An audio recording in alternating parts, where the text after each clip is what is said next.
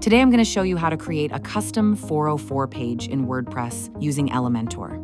A custom 404 keeps users on your site instead of running into a dead end, and it only takes a few minutes to set up. Start by logging into your WordPress dashboard and opening templates, and then go to Theme Builder. Choose 404 page. Then click Add New Template and name it something like Custom 404. Once it opens in Elementor, we can design. Add a heading that clearly communicates the error. Something like page not found or oops, looks like this page doesn't exist.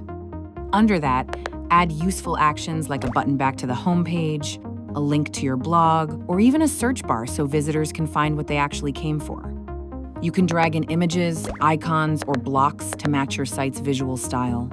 Adjust the font's colors, spacing, and layout so everything aligns with your brand. Keep it simple, helpful, and easy to navigate.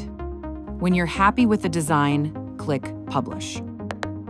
Set display conditions to apply it to 404 pages. Save it, and you're done. And that's it. You now have a custom 404 page built in Elementor. Need more help?